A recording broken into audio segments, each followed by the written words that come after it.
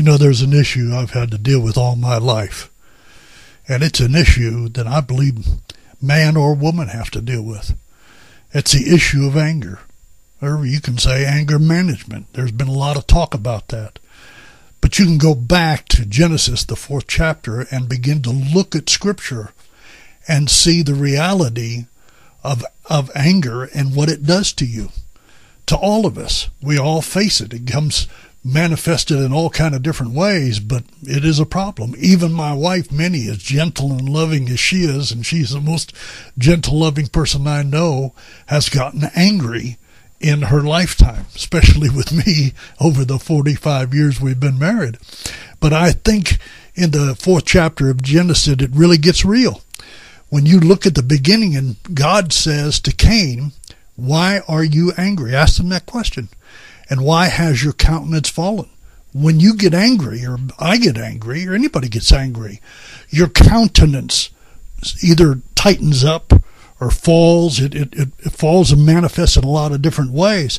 And here, his countenance has fallen. Verse 7, it says, "If you do well, will not your countenance be lifted up?"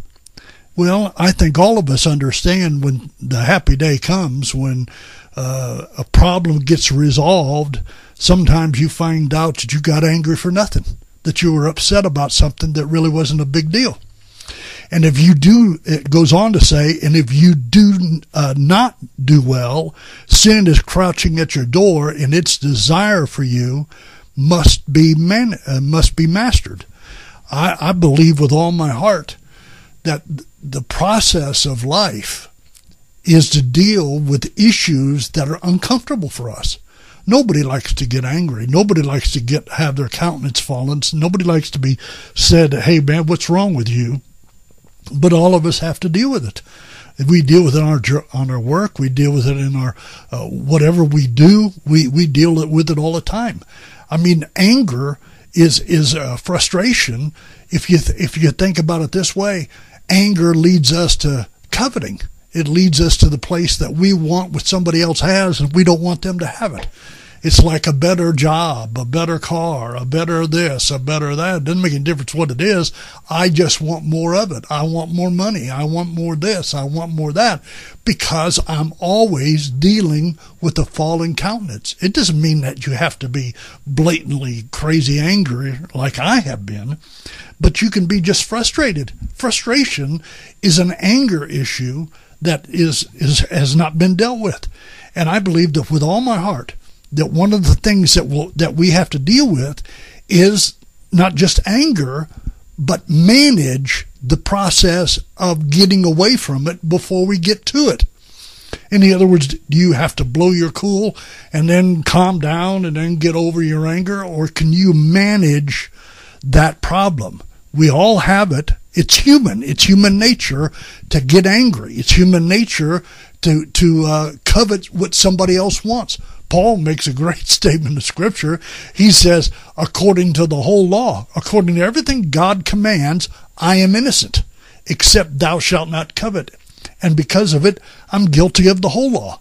In other words, he said, I can get rid of every sin that God tells me is a sin, except for not coveting. And you have to go right back to this scripture in Genesis chapter 4 and deal with what covetousness brings. Now, there's a reason for this. And the reason that's important is what it brings about. Anger in this situation brought about what we see as the first sin outside of the garden.